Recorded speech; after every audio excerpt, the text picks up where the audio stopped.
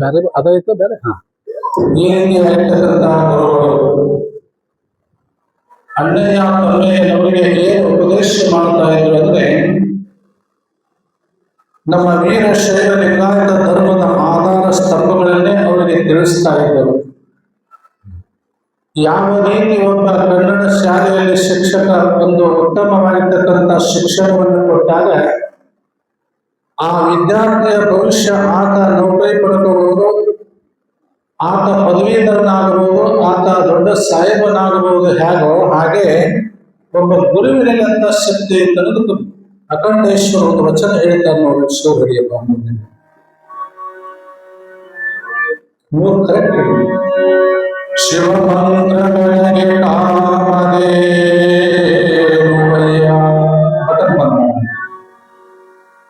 ಶಿವಮಂತ್ರವನಿಗೆ ಕಲ್ಪವೃಕ್ಷವಯ್ಯ, ಶಿವಮಂತ್ರವನಿಗೆ ಚಿಂತಾಮಣಿಯಯ್ಯ, ಶಿವಮಂತ್ರವನಿಗೆ ಪರುಷದ ಕನಿಯೋಡಯ್ಯ, ಶಿವಮಂತ್ರವನಿಗೆ ಪ್ರಾಣಮಾನಿಗೆ ನೋಡಯ್ಯ.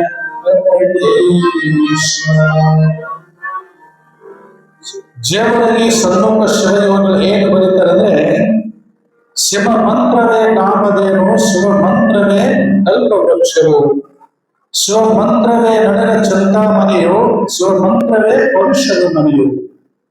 ಇವತ್ತೆಲ್ಲ ಶರಣರು, ಮಹಾತ್ಮರು, ಜ್ಞಾನಿಗಳು, ಅನುಭಾವಿಗಳು ಏನು ಮಾಡಿದ್ರು ಅಂದ್ರೆ, ಅವರೆಲ್ಲ ತಪಸ್ಸು ಮಾಡಿದ್ರಿ.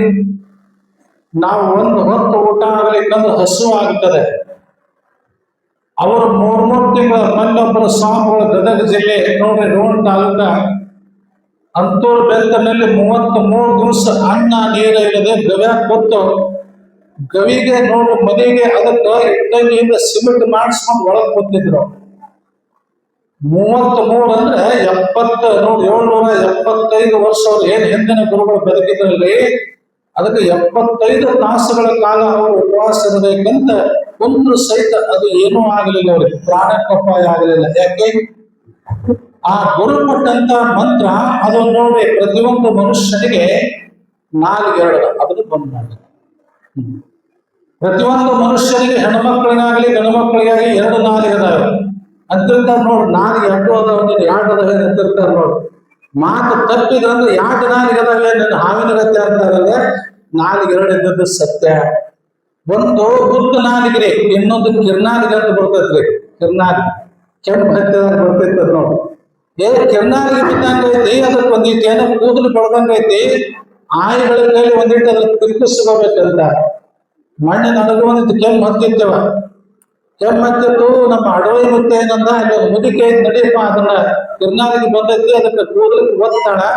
ಹಿಂಗ ಆ ಕೂದಲು ಹೋಯ್ತಂದ್ರೆ ಮತ್ತೆ 4 ಸರಳ ಆಕೈತೆ ತಿಳ್ಕೊಂಡು ಕರ್ಕೊಂಡು ಹೋಗಿ ಅಡವಿ ಮುತ್ತೆ, ಅಜ್ಜಿ ಇದು ಕಿರ್ನಾಲಿಗೆ ಕೂದಲು ಆಗೈತೆ, ಮತ್ತೇನೋ ತಿಕ್ಕಿ ಹತ್ತಲ್ಲ, ನಾಸಿ ಹಚ್ಚ ತಿಕ್ಕಿ ಏನೋ ಒತ್ತಿ ಏನೋ ಕೂಲೆ, ನಾ ನಾಲಿಗೆನೂ ಒತ್ತಕ್ಕೆಲ್ಲಪ್ಪ, ಕಿವಿನೂ ಒತ್ತಕ್ಕೆಲ್ಲ, ಒತ್ತಂದ್ರೆ ನನ್ನ ಕುತ್ತಿಗೆನೂ ಒತ್ತೇನಂದ. ಬ್ಯಾಡ ಅಂದ್ರ ಹೌದ. ಅವತ್ತಿನ ದಿನಮಾನದಲ್ಲಿ ಇದು ಆಯುರ್ವೇದ ಶಕ್ತಿ. ಅದಕ್ಕೆ ಆ ಶಿವನಾಮದ ಶಕ್ತಿ ಏನ್ ಮಾಡ್ತದ್ರಿ, ಬೆಳತನಕ ಆ ಕಿರ್ನಾಲಿಗೆ ಏನು ಒಂದು ತುಪ್ಪು ಬೀಳ್ತದ, ತುಪ್ಪು ಬೆದ್ದಂಗೆ ಬೀಳ್ತದ.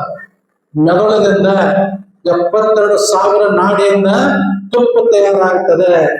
ಯಾವ ರೀತಿ ಜೇನು ಹುಳಗಳು ಹೂವಿನ ಮೇಲೆ ಕುತ್ತು ಮಕರಂದವನ್ನ ಹೀರಿ ಒಂದು ಗಿಡದಾಗ ಅಲ್ಲಿ ಕುತ್ತು ನೋಡ್ಬೇಕಲ್ಲಿ ಏನ್ ಮಾಡ್ತಾವ್ರಿ, ಜೇನನ್ನು ಸಂಗ್ರಹ ಮಾಡ್ತಾವ. ಜೇನ ಸಂಗ್ರಹ ಮಾಡಿದಂತೆ ಗುರುವಿನಿಂದ ಮಂತ್ರವನ್ನು ತಕೊಂಡಾಗ ಜ್ಞಾನದ ದೃಷ್ಟಿ ತಯಾರಾಗ್ತದೆ. ನೋಡ್ರಿ, ಕಣ್ಣಯ್ಯ ತಮ್ಮಯ್ಯನ್ನ ಕರ್ಕೊಂಡು ದೇಶ ಸಂಚಾರ ಮಾಡುತ್ತಾ ಹೊರಟ ಸಂದರ್ಭದೊಳಗೆ ಅವಾಗಿನ ಕಾಲಕ್ಕೆ ಅಪ್ಪವ್ರು ಹೇಳಿರಲಿಲ್ಲ. ಆಗಿನ ಕಾಲಕ್ಕೆ ಮಿಷನ್ ಇದ್ದಿದ್ದಿಲ್ಲ, ಕರೆಂಟ್ ಇದ್ದಿದ್ದಿಲ್ಲ, ಪಂಪ್ ಸೆಟ್ ಇದ್ದಿದ್ದಿಲ್ಲ.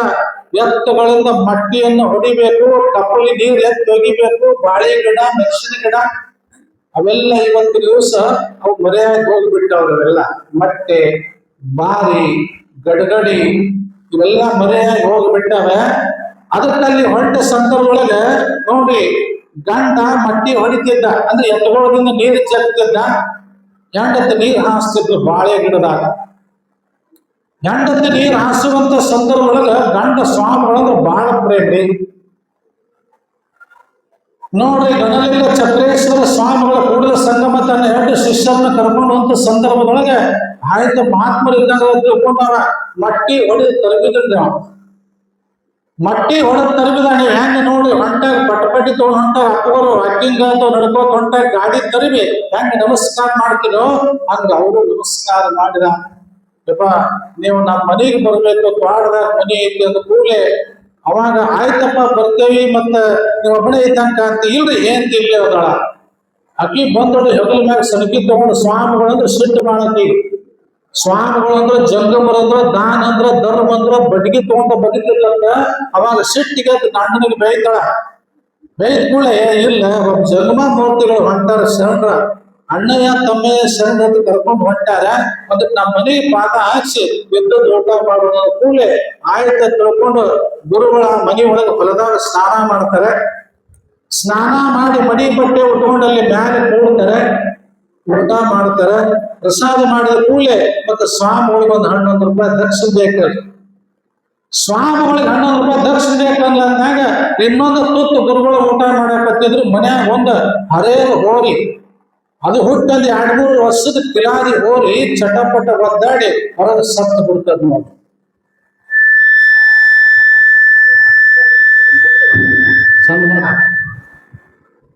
ಅವ್ರು ಮಾಹಿತಿ ಹಚ್ಚವ್ರು ನಮ್ಗೆ ಬುದ್ಧಿ ಕೊಟ್ಬಿಟ್ಟು 3 ಮಂದಿಗೆ ನೀವ ಏನಾದ್ರು ಮಾಡ್ಬೋದು, ಹಚ್ಚರ ಹಚ್ಕೋರು ಮುಚ್ಚರ ಮುಚ್ಕೋರು ಅಂತ ಹೇಳಿ. ನಮ್ಗೆ ಯಾಕೆ ಬೇಕಂತಾರೋ ನಮ್ಗೇನು ಚಿಂತನೆ ಇರ್ತಾರೆ. ಇದು ಒದರ್ತದೆ, ಮಂದಿ ಕೂತಿರ್ತಾರೆ, ನಾವು ಸ್ವಲ್ಪ ಕುಂಡ್ರಬೇಕು, ಹೆಚ್ಚ ಕಡಿಮೆ ಆಗ್ತಿರ್ತಾರೆ, ಅದನ್ನ ಮಾಡ್ಬೇಕು ಅನ್ನೋದು ಪಾಪ. ಯಾಕಂದ್ರೆ ಮಾಡೋದು ಏನೈತ್ರಿ, ಇನ್ನ ಖಾಲಿಗೆ ಬಂದು ಕೆಲಸ ಅಮೃತ. ನೀವೆಲ್ಲ ಹೆಂಗ ಹೇಳೋದು ಸಹಿತ ಬಂದು ಕೂಡ್ತಿರಲ್ಲ, ನಮಗೆ ಬಹಳ ಸಂತೋಷ. ಅದು ಅವೆರಡು ಪ್ಯಾನ್ ಬಂದ್ ಮಾಡಿ ಚಲೋ ಆಕೈತಿ, ಪಾಪ ನಿಮ್ಗೆ ಕುದಿ ಆಗ್ತೈತಿ. ಅದಕ್ಕೆ ನಾವು ಏನ್ ಮಾಡ್ತೀವಿ, ಬಂದ್ ಮಾಡ್ಬಿಡ್ತೀವಿ, ಬಂದ್ ಮಾಡಿಸ್ಬಿಡ್ರಪ್ಪ ಅವನು, ಬಂದ್ ಮಾಡ್ಬಿಡ್ರಿ. ಅದನ್ನು ಬಂದ್ ಮಾಡ್ರಿ, ಒಂದು 10 ನಿಮಿಷ ಹೇಳಿ ಮುಗಿಸ್ತೀನಿ. ಬಂದ್ ಮಾಡ್ರಿ, ಬಟನ್ ಅಲ್ಲೇ ಐತ್ ನೋಡಿ, ಅಲ್ಲೇ ಹಿಂದೆ ಹಾಕ್ತಾರೆ, ಎದ್ದು ಬಂದ್ ಮಾಡ್ರಿ. ಎರಡು ಅವು ಏನಾಗ್ಯಾವ ಅಂದ್ರೆ ಇವು ಜಗ್ಗ ಕತ್ತಿ ಬಿಟ್ಟವ್ರಿ. ಜಗ್ಗಿದ ಕೂಡಲೇ ನೀವು ಒಬ್ಬ ಹಾಕೋರು ಯಾರ ಇದನ್ನ ಜಗ್ಗಿ ಬಿಡ್ರ ಬಂದ್ ಮಾಡ್ಬೇಡ್ರಿ. ನಮ್ ಗುರುಸ್ವಾಮಿಗಳು ಜವಾಬ್ದಾರಿ ನಮಗ ಬುದ್ಧಿ ಕೊಟ್ಟು ಬಿಟ್ಟಾರೆ. ಪ್ಯಾನದ ಹಚ್ಕೋರಿ, ಮೈಕರ ಹಚ್ಕೋರಿ, ನಿದ್ದೆ ಅದ ಮಾಡ್ರಿ, ಏನಾರ ಮಾಡಿ ನಿಮಗ್ ಬಿಟ್ಟು ಕೊಟ್ಟದ್ದು ಮಠ ನಿಮ್ಮದಂತ ಮೊನ್ನೆ ಹೇಳಿ ಬಿಟ್ಟಾರ ಅವರು. ಆದ್ರೂ ಕೂಡ ಇರ್ಲಿ, ಮತ್ತೆ ನಡಿವಾಗ ಎದ್ದದ್ದು ನಾವು ಹೋಗೋದಂದ್ರೆ ಮತ್ತೆ ನಮ್ಮದ ಮಠ ತಪ್ಪಿಸ್ಯಾರಂದ್ರೆ ಎದ್ದದ್ದು ಹೋಗಬೇಕಲ್ಲಿ. ತಾಯಿಂದ ನೋಡಿ ರೊಟ್ಟಿ ಒಲಿ ಮ್ಯಾಗ ಒಂದು ಹಾಕಿರ್ತಾರೆ, ತೆವಿ ಮ್ಯಾಗ ಒಂದು ಮತ್ತೆ ಗಿಡಕ್ ಒಂದ್ ಬರ್ತಾರಲ್ಲ, ಹಂಗ ಇದು ನಮ್ದಾಗದ. ಅವ್ರು ಎದ್ದದ್ದು ಹೋಗ್ತಾರೆ, ನಾವೆಲ್ಲ ಹೇಳ್ಕೋತ ಹೋಗ್ತೇವಿ. ಜಯ ಮಂಗಲಂ ಜಯ ನಮಃ. ಜಗದ್ಗುರು पंचाचार्य महाराज की जय, शांतलिंगेश्वर महाराज की, अण्णಯ್ಯ ತಮ್ಮಯ್ಯ महाराज की, सोमपुर महाराज की. ಬಹಳ ಭಕ್ತಿ ಬಂದಿದ್ದಾರೆ, ಬಹಳ ಬಹಳ ಅಷ್ಟಿಷ್ಟು ಭಕ್ತಿ ಅಲ್ಲ. ಯಾಕಂದ್ರೆ ಭಕ್ತರ ಬೇರೆ, ಪರಮ ಭಕ್ತರ ಬೇರೆ ರೀ. ಭಕ್ತರಂದ್ರೆ ಹೆಂಗಿರ್ತದಂದ್ರೆ ಮತ್ತ ಹಚ್ಚಿದ್ ನೋಡಿ ಪಾಪ ಕುದಿ ಹೆಂಗ್ ಕಾಣ್ತದ್ರಿ. ಹೌದ್ರಿ, ಹಚ್ಚ್ರಿ ಪಾಪ, ಮತ್ತೆ ಏನ್ ಮಾಡಕ್ ಆಗುದಿಲ್ಲ. ನೋಡ್ಬೇಕಲ್ಲಿರ್ತಕ್ಕಂತ ಅಣ್ಣಯ್ಯ ತಮ್ಮಯ್ಯನ ಕರ್ಕೊಂಡು ಹೋಗಿ ಆ ರೈತನ ಹೊಲದಲ್ಲಿ ಊಟ ಮಾಡೋ ಹೊತ್ನಾಗ ಇನ್ನೇನು ಲಾಸ್ಟ್ನೇ ತೊಟ್ಟು ಊಟ ಮಾಡ್ತಾ ಇದ್ರು ಗುರುಗಳು. ಮನೆಯದ ಹರೇದ ಹೋರಿ ಅದು ಚಟಪಟ ಒದ್ದಾಡಿ ಬಿದ್ದು ಸಾಯ್ತದೆ. ಸತ್ತು ಹೋದಿ ಮುಂದೆ ಕುತ್ತಿ ಹಣ್ಣು ತೊಳ್ತಿರ್ತಾಳ. ಅವಾಗ ಇವ ಗಂಡ ಬಂದು ಏನ ಒಂದು 11 ರೂಪಾಯಿ ಕೊಡು, ಗುರುಗಳಿಗೆ ದರ್ಶನ ಕೊಡ್ತೀನಿ ಅಂದ ಕೂಡಲೇ ಸಿಟ್ಟಿಗೆ ನಿಂತಾಳ್ರಿ. ತಲೆಗಿನಿ ಕಟ್ಟೈತೆ ನಿನಗ, ಸ್ವಾಮಿ ಕರ್ಕೊಂಡ್ ಬಂದು ಒಳಗೆ ಊಟ ಮಾಡಿಸಿರಿ, ಅದೇ ಅದು ಹೋರಿ ಸತ್ತು ಬೇಕು. ಆ ಸ್ವಾಮಿಗೆ ಬೇಕಾದ್ರೆ ಈ ಹೋರಿನ ತಗೊಂಡು ಹೋಗ್ಬಿಡೋದು. ಸತ್ತದ ಹೋರಿ ಹೋಯ್ ಅಂದಾಗ ಆ ಭಕ್ತ ಬಂದ ಗುರುಗಳಿಗೆ ಅಂದ, ಯಪ್ಪ ಇನ್ನೊಮ್ಮೆ ಬಂದಾಗ ಕೊಡ್ತೀನಪ್ಪ, ದಕ್ಷಿಣ ಇಲ್ಲ, ನನ್ನ ಹೆಂಡತಿ ಯಾಕೋ ಸಿಟ್ಟಿಗೆ ಎದ್ದಾಳ, ಅದಕ್ಕೆ ಬ್ಯಾಡ ಕೂಲಿ ಅಪ್ಪೋಳ ಅಂದ್ರ ನೀನ್ ಹೆಂಡತಿ ಏನ್ ಹೇಳ್ತಾಳಪ್ಪ, ಸತ್ತು ಹೋರಿನ ಒಯ್ ಅಂದಳಲ್ಲ, ಇದನ್ನ ಒಯ್ದೇ ಬಿಡ್ತೀನಿ. ಅದನ್ನ ಯಾಕೆ ಒಯ್ತೀರಿ, ಹೊತ್ಕೊಂಡು ಹೋಗಕ್ಕೆ ನೀವೇನ ಸಣ್ಣವ್ರ ಗುರುಗಳು ದೊಡ್ಡವ್ರು ಸತ್ತು ಒಯ್ಬಾರ್ದು, ನಾ ಎತ್ತಿನ ಗಾಡಿಯಾಗ ಹೇರ್ಕೊಂಡು ನಿನ್ನ ಮಠಕ್ಕೆ ತಂದು ಒಪ್ಪಿಸ್ತಿದ್ದೆ ಅಂದ ಕೂಡಲೇ ಅದನ್ನೇ ಒಪ್ಪಿಸ್ತು ಅಂತ ತಿಳ್ಕೊಂಡು ಸತ್ತು ಹೋರಿ ಸಮೀಪ ಬರ್ತಾರೆ. ಅದನ್ನ ಓಟ್ ಹಿಂಗ ಕುಂಡ್ರಿಸ್ತಾರ, ಅಣ್ಣಯ್ಯ ತಮ್ಮ ಹಿಡ್ಕೊಂಡು ನಿಂತಿರ್ತಾರ. ಅವಾಗ ವಿಭೂತಿ ತಗೋತಾರ, ಸಡಕ್ ಸರಿ ಮಹಾಮಂತ್ರ ಅಂತಾರ. ಮಹಾಮಂತ್ರ ಅಂದಾಗ ಹೇ ಬಸವ ಎಷ್ಟೊತ್ತನ ಮಲಗಿ ಎದ್ದು ಹೇಳಂದಾಗ ಸತ್ ಹೋಗಿ ಎದ್ದು ನಿಲ್ತಾರ. ಸತ್ತು ಹೋಗಿ ಎದ್ದು ನಿಲ್ತಾರೆ. ಸತ್ ಹೋಗಿ ಎದ್ದು ನಿಂತ ಕೂಡಲೇ ಗುರುಗಳು ಅಂದ್ರತ್ತ, ಇದನ್ನ ತಿಳ್ಕೊಂಡು ಹೋಗ್ಲಿ ಏನವ ಅಂದ್ರತ್ತ, ಬ್ಯಾಡ್ರಪ್ಪ 11 ರೂಪಾಯಿ ದಕ್ಷಿಣ ಕೊಡ್ತೇನೆ ಅಂದತ್ತ. ನೋಡ್ರಿ ನಾವು ಭಕ್ತರು ಹೆಂಗಂದ್ರೆ ಮಣಮುಖ ಹಾವಿದ್ದಾಗ, ಹಾವು ಒಳಗು ಬೇರೆ ಬೇರೆ ಹಾವು ಇರ್ತಾವ್ರಿ. ಮಣಮುಖ ಹಾವಿದ್ದಂಗ, ಮಣಮುಖ ಹೆಂಗ್ ಬಂದ್ರೆ ಹೆಂಗ್ ಹೋಗ್ತೈತ್ರಿ, ಹೆಂಗ್ ಬಂದ್ರೆ ಹೆಂಗ್ ಹೋಗ್ತೈತಿ. ಹಂಗ ಅವಾಗ ಗುರುಗಳಂತಾರ, ಮಮ ಭಕ್ತ ಮಮ ಅಧಿಕ ನೀವ ಶ್ರೇಷ್ಠಪ್ಪ, ಅದಕ್ಕೆ ನೀವು ಬೆಳೆದ ತಿಳ್ಕೊಂಡು ಆಶೀರ್ವಾದ ಮಾಡಿ ಮತ್ತೊಂದು ಊರಿಗೆ ಹೋಗ್ತಾರೆ. ಆ ಊರೊಳಗೊಬ್ಬ ಮಾಟಗಾರ ಹೆಣ್ಣು ಮಕ್ಕಳ ಬಟ್ಟೆ ತನ್ನಿಂದ ತಾನೇ ಮ್ಯಾಲೆ ಎಬ್ಬಿಸ್ತಿದ್ನತ್ರಿ. ಅವ್ರ ಮನೆಯಾಗಿನ ಸಂಪತ್ತು ತಾನೇ ತಗೊಂಡು ಬರ್ತಿದ್ನತ್ರಿ. ಆದ್ರ 3 ಫೂಟ್ ಅಂತರ್ಲೆ ಮನ್ಯಾಗ ಕೂಡ್ತಿದ್ನಂತ. ಇವ್ರು ದೇಶ ಸಂಚಾರ ಮಾಡುತ್ತ ಹೊರಟಾಗ ಅದೇ ಹೊಸದಾಗಿ 3-4 ತಿಂಗಳಾಗಿತ್ತು. ಬಹಳ ಹಳ್ಳಿಗಾಡಿನ ಹುರಿಕಟ್ಟಿನ ಮೈ ಹೆಣ್ಮಗಳು ಅಲ್ಲಿ ನೋಡ್ಬೇಕ, ತಲಿ ಹೆಕ್ಕೋತ ಕುಂತಿದ್ರು. ತಲಿ ಹೆಕ್ಕೋತ ಕೂಡ್ಬೇಕು ಅನ್ನೋದ್ರಾಗ ನೋಡ್ಬೇಕು. ಅವಾಗ ಭಿಕ್ಷಾಂದೇಹಿ ಅಂದಾಗ ನೋಡ್ಬೇಕು. ಅವಾಗ ಒಳಗ ಹಾಕಿ ರೊಟ್ಟಿ ಮಾಡ್ತಾ ಇದ್ರು. ವಯಸ್ಸಾಗಿತ್ತು, ಎದ್ದು ಬರಕ್ ಆಗ್ತಿದ್ದಿಲ್ಲ. ನಾನೇ ಒಂದು ರೊಟ್ಟಿ ತರಬೇಕಂತ ಒಳಗೆ ಹೋದ್ರಿ. ಇವ ಒಂದು ಕೊಬ್ಬರಿ ಎಣ್ಣೆಗೆ ಪುಡಿ ಒಗದು ಬಿಡ್ತಾನೆ ನೋಡಿ. ಕೊಬ್ಬರಿ ಎಣ್ಣೆ ಒಳಗ ಪುಡಿ ಒಗದ ಸಂದರ್ಭದೊಳಗ ಅವಾಗ ನೀಡಿ ನೋಡ್ತಾಳ್ರಿ, ಅದು ಕರ್ರಂದೆಲ್ಲೂ ಬಿದ್ದಿತ್ತಲ್ರಿ.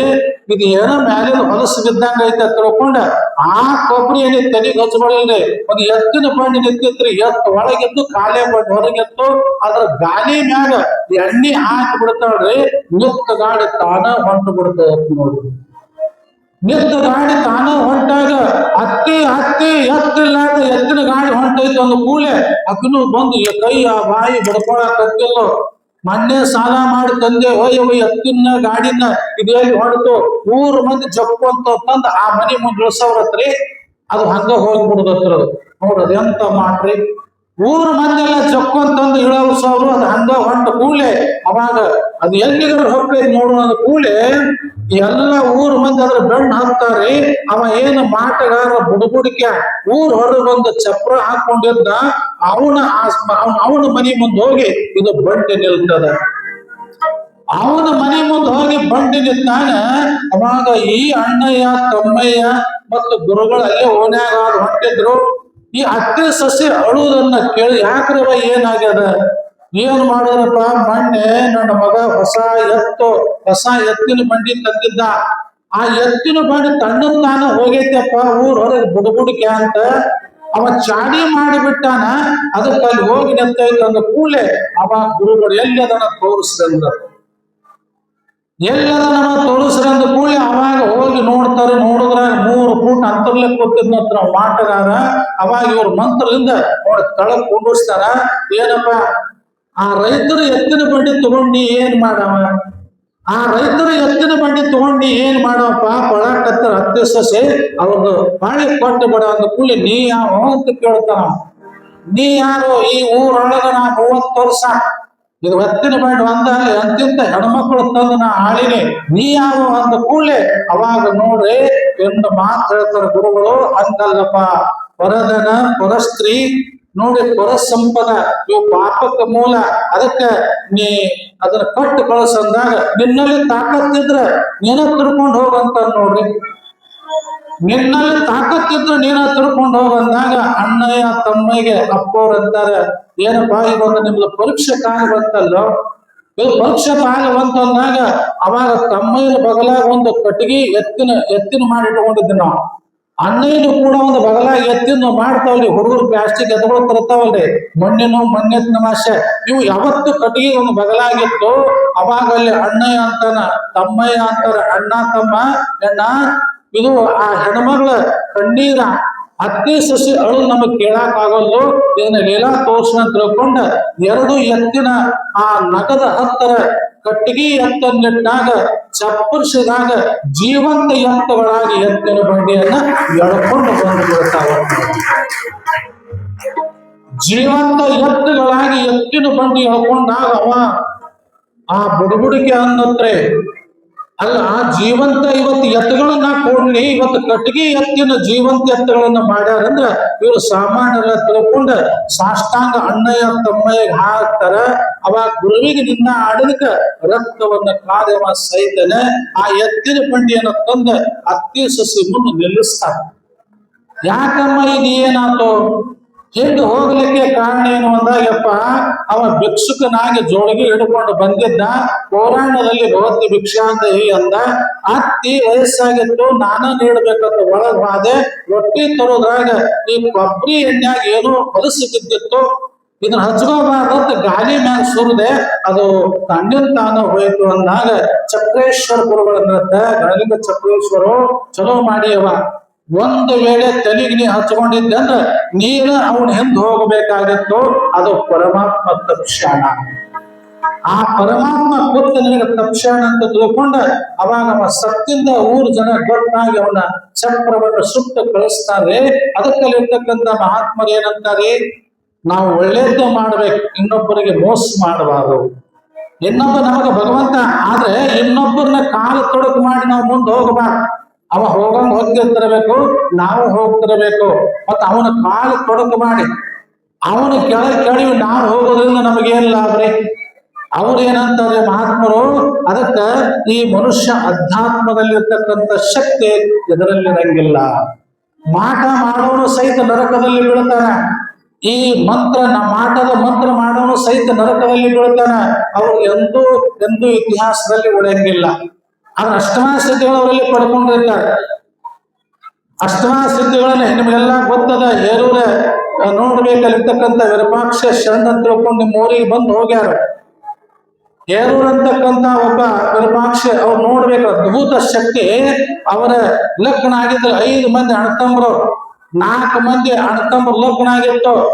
4 ಮಂದಿ ಅಣ್ಣತಮ್ಮರು ಹೆಂಡ್ರು ವೈನಿಗಳೆಲ್ಲ ಈ ಮೈದನ ಬಂದ್ರತ್ತ ನಿಮ್ಮ ಅಣ್ಣದೇವ್ರು ಬಹಳ ಚಿಬಿಟ್ರೆಪ್ಪ, ನಾವ್ ಹಂಪಿ ಕೇರಿ ಜಾತ್ರೆಗೆ ಹೋಗ್ಬೇಕಂತ ಮಾಡೇವಿ, ಇವ್ರ ರೊಟ್ಟ ಕಳ್ಸಂಗಿಲ್ಲಂತ ನೀವ್ರ ಕರ್ಕೊಂಡ್ ನಡಿ ಅಂದಾಗ ಅವಾಗ ವಿರೂಪಾಕ್ಷನವ್ರಂತಾರತ್ತ ಹಂಪಿ ಅಲ್ಲಿರ್ತಕ್ಕಂಥ ಏನೋ ವಿರೂಪಾಕ್ಷಪ್ಪನವರು, ಅಲ್ಯಾಕೆ ಹೋಗ್ತಿರು ವೈನಿ?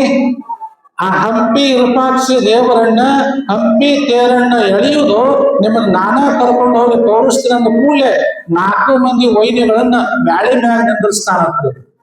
4 ಮಂದಿ ವೈನಿಗಳು ಮ್ಯಾಲೆ ನಿಂದಿಸ್ ಕೂಡಲೇ ಎಲ್ಲೋಯಪ್ಪ ಎಲ್ಲಿ ಕಾಣ್ಬೇಕು, ಎಲ್ಲಿ ಕಾಣಂಗಿಲ್ಲ, ಕಣ್ಣು ಮುಚ್ಚ್ರಿ ಅಂತಾನೆ. 10 ನಿಮಿಷ ಕಣ್ಣು ಮುಚ್ತಾರೆ. 10 ನಿಮಿಷ ಕಣ್ಣು ಮುಚ್ಚಿ ಕಣ್ಣು ತೆರೆದ್ರಾಗ 10 ಕಿಲೋಮೀಟರ್ ದೂರ ಹಂಪಿ ಒಳಗೆ ಈ 4 ಮಂದಿ ವೈನಿಗಳು ಹೋಗಿ ನಿಲ್ತಾರೆ. 10 ಮಂದಿ ವೈನಿಗಳು ನೋಡು, 4 ಮಂದಿ ಅಲ್ಲಿ ನಿಂತಾಗ ತೇರು ನೋಡ್ತಾರ, ತೇರನ್ನ ಜಗ್ತಾರ, ನೋಡಲ್ಲಿ ಪ್ರಸಾದ ಮಾಡ್ತಾರ. ಇದು ಹೆಂಗ ತಂದಪ್ಪ ಅಂತ ಕೇಳ್ತಾರ. ನೋಡ್ರಿ ಇದು ಹೆಂಗ ತಂದಿ ನೋಡ್ರಿ. ಹೇರೋ ವಿರೂಪಾಕ್ಷಪ್ಪನವರು ಅಣ್ಣನ ಹೆಂಡ್ರ ಮುಖಾನ ನೋಡಿದ್ದಿಲ್ಲ ನೋಡ್ರು. ಎಷ್ಟೊಂದು ಜ್ಞಾನಿಗಳು ಇರಬೇಕಾಗಿರ್ತಕ್ಕಂಥವ್ರು. ಮತ್ತೆ ನಮ್ಮನ್ನ ಹೆಂಗ್ ಒಯ್ಯವರು, ಮಾಗಿದ ತಲೆ ಮುಗಿದ ಕೈ ಆಗಿರೋ ಕೂಡಲ ಸಂಗಮ ದೇವ ಅಂತ ತಿಳ್ಕೊಂಡ ಮತ್ತ 10 ನಿಮಿಷ ವೈನಿಗಳಿಗೆ ಕಣ್ಣು ಮುಚ್ಚಿ ಮತ್ತ ಅವರು ತಂದು ಹೇರುವಾಗ ಇರಿಸಿದ್ರಂತ ತಾಯಂದ್ರೆ ಅದಕ್ಕೆ ಮಂತ್ರದಲ್ಲಿ ಶಕ್ತಿ ಅದು.